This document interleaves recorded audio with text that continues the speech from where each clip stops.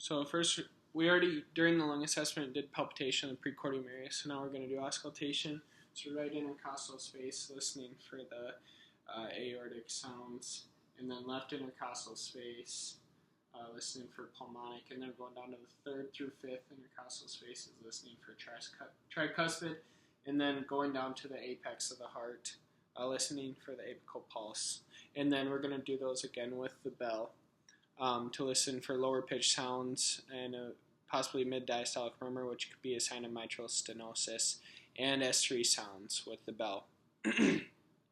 So now, and then also while they're sitting up, you can have them lean forward. If you want to take a better listen, this brings the heart closer to the chest wall so that if you do hear a murmur, you could get a better listen to it. That volume should be increased. So go ahead and lay in supine position. And what we're going to do first here is inspect. So go ahead and turn your head to the left and checking for the external jugular vein, which you can actually see pretty clearly, and then going down and checking for the pulsation of the internal jugular vein at the suprasternal notch. So then when you find that there, you want to get, to measure the jugular venous pressure, you want to get a straight edge. Put that straight edge at the top of the pulsation that you see, and then bring it out horizontally, and then get your ruler, measure it, and it should be less than 3 centimeters. And if it's over 3 centimeters, this could be a sign of fluid overload. So then, now we're going to palpitation. So palpating carotid pulses, one side at a time and a little bit lower so that you don't get into the carotid sinuses and cause any lightheadedness. And then we do it on the other side. So I'm going to palpate the rest of the peripheral pulses as well, just doing it on one side, but would do it bilaterally. So brachioradialis. And these are all 2+, which is normal. And then radial pulse. And then femoral pulse. And then popliteal pulse behind the knee, bringing the knee up into position. And then dorsalis pedis. And then the posterior tibial, which is behind the medial malleolus.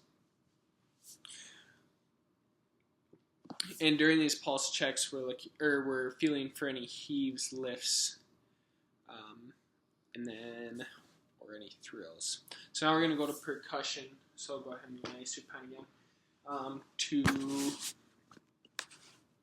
percuss the borders of the heart, start on their left side and go to the third intercostal space. So then you percuss, and you should hear resonance until you hear dullness. And then when you do hear dullness, that's where you make your mark. And then you go down to the fourth intercostal space, resonance until you hear dullness, and then that should be more lateral than the first mark in the third intercostal. And then you go to the fifth intercostal space, resonance until you hear dullness, and then that should be even more lateral. So those lines are moving laterally out, or laterally, and then go over to the right side to the second intercostal space and percuss all the way down until you hear dullness, which would be the top part of the liver, the border. And so then you make your mark going down there, and then you have the borders of your heart from percussion. Now we're going to do auscultation of the carotids, and we already auscultated the precordium, so just going up to the carotid, listening here for any bruit, and then of course flipping over using the bell on both sides bilaterally.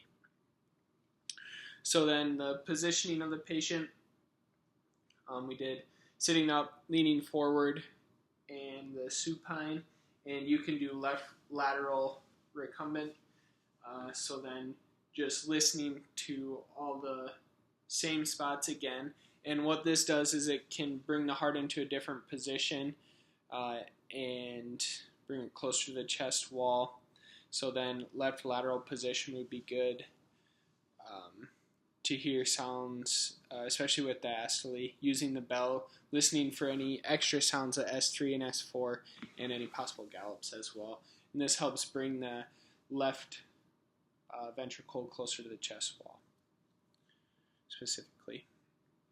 And then, of course, while we're listening for rate, rhythm, S1, S2, all extra sounds, including S3, S4, splitting, murmurs, clicks, and friction rubs.